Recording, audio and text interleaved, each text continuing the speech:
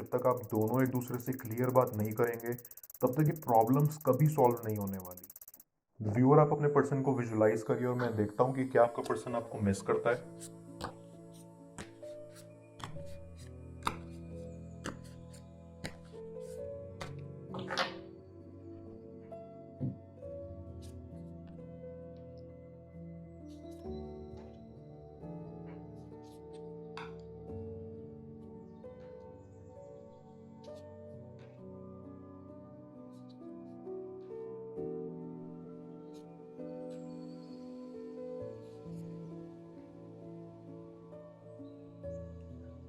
मुझे ऐसी फीलिंग आ रही है कि आपके पर्सन के साथ प्रॉब्लम ये है कि वो आपको मिस तो करते हैं, लेकिन खुद ही इस बात को एक्सेप्ट नहीं करना चाहते।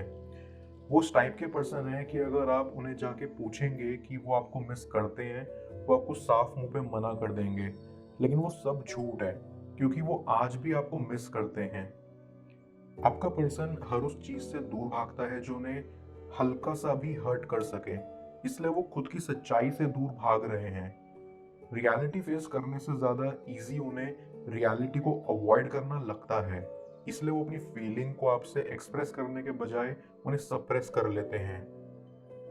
मुझे काफ़ी स्ट्रांगली ये भी फील होता है कि आप दोनों के बीच डिस्टेंस किसी बहुत बड़ी लड़ाई की वजह से आया है, और वो लड़ाई शायद आप दोनों एक दूसरे को उतना टाइम और रिस्पेक्ट नहीं दे पा रहे, या फिर किसी तीसरे पर्सन की वजह से है।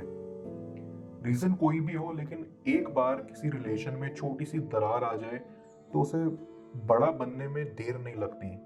और आप दोनों के साथ भी कुछ ऐसा ही हुआ है। आप दोनों जब साथ होते थे तो ज्यादा टाइम लड़ाई ही होती थी। एक टाइम तो ऐसा भी आ गया था जब लड़ाई का कोई बड़ा रीजन भी नहीं होता था, और छोटी छोटी बात पर आप एक दूसरे से अनॉय होने लग गए थे। एक टाइम के बाद एक दूसरे को टॉलरेट करना, साथ रहना ऑलमोस्ट नामुमकिन हो गया था, और आप लोग अलग हो गए। लेकिन अब सिचुएशन कुछ और है। अब आप दोनों को समझ आ गया है कि आप दोनों के बीच जो लड़ाई होती थी वो मिसअंडरस्टैंडिंग की वजह से होती थी। चाहे आप लोग कितना भी लड़ लें, बट एक दूसरे से दूर नहीं रह सकते। ये बात स्पेशली अब आपके पर्सन को फील होती है, क्योंकि वो आज भी आप दोनों के साथ स्पेंड किए गए टाइम को याद करते हैं। लेकिन जैसे कि मैंने पहले बताया था कि आपका पर्सन अपनी फीलिंग्स को एक्सेप्ट करने से कतराता है। आपके पर्सन को ये भी लगता है कि आप उनसे काफी नाराज हैं। शायद आपने उन्हें गुस्से में काफी कुछ बोल दिया हो जो आप रियलिटी में मीन नहीं करते, लेकिन वो बातें आपके पर्सन के दिमाग में सेट हो गई हैं, और उन्हें लगता है कि आप उन्हें कभी माफ नहीं करेंगे या उनके साथ टाइम स्पेंड करना पसंद नहीं करेंगे। इस कारण से भी शायद वो आपको कांटेक्ट नहीं करते, क्योंकि उन्हें लगता है कि अगर आप उनसे बात नहीं करना चाहते तो वो क्यों सामने से आपको आके कांटेक्ट करें और अपनी सेल्फ रिस्पेक्ट को डाउन करें। मैं कार्ड्स को क्लैरिफाई करता हूँ, तब तक आप प्रॉपर एनर्जी एक्सचेंज के लिए इस रीडिंग को लाइक कर दें, और पर्सनल रीडिंग के लिए आप मुझे व्हाट्सएप पर अप्रोच कर सकते हैं।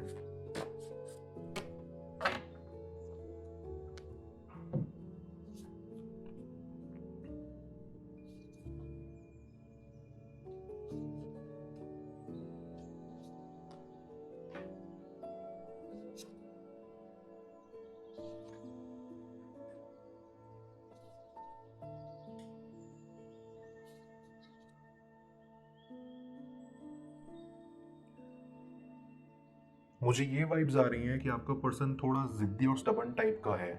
वो आपके साथ रिलेशन फिर से स्टार्ट तो करना चाहता है, लेकिन इतनी आसानी से नहीं। वो चाहता है कि आप उनको अपनी लाइफ में लाने के लिए एफर्ट करें, थोड़ा उन्हें मनाएं। इससे मुझे ये भी लग रहा है कि आपका पर्सन अपनी गलतियां इजीली एक्सेप्ट नहीं करता।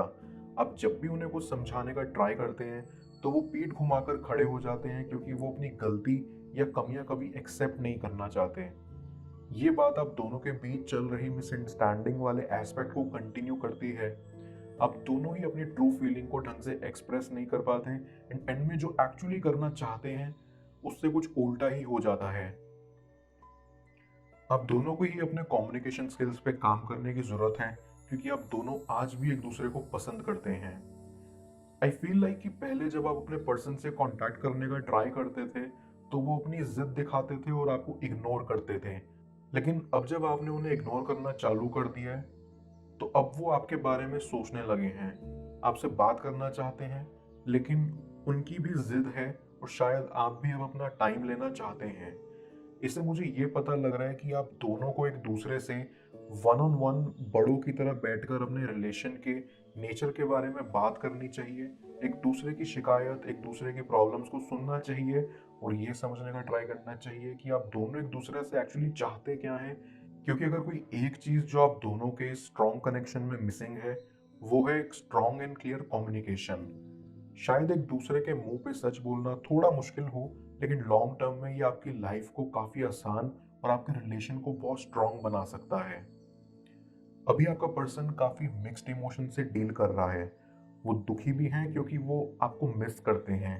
वो नाराज़ भी हैं क्योंकि आप उन्हें अब कांटेक्ट नहीं करते, जिससे उन्हें ये लगता है कि आप उनके बारे में भूल गए हैं या आपके लिए वो कभी इम्पोर्टेंट ही नहीं थे और वो अपनी अपनी ज़िद में अड़े हुए हैं।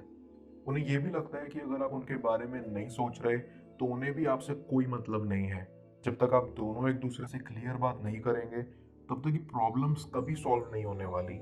ऐसी क्लियर कम्युनिकेशन एंड ट्रूथ इस रिलेशन की फाउंडेशन बनेगा एंड आप दोनों को इस पर वर्क करके एक दूसरे के बीच के डिस्टेंस को कम करना होगा।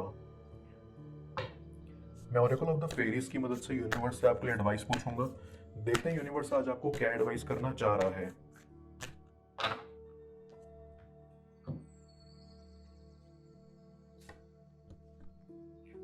जर्नी।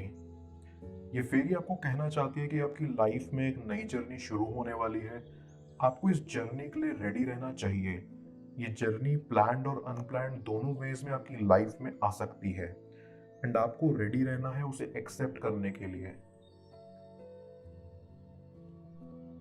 यूनिवर्स आपको कहना चाह रहा है कि आपको लीप ऑफ फेथ रखना होगा अपनी जर्नी के ऊपर और ये जहां आपको ले जाना चाह रही है। ऐसी ये आउटर जर्नी के साथ साथ कईयों के लिए इनर जर्नी भी हो सकती है और ऐसे में आपको अंदर से विलिंगली इसे एक्सेप्ट करना होगा एज इन कम व्हाट में।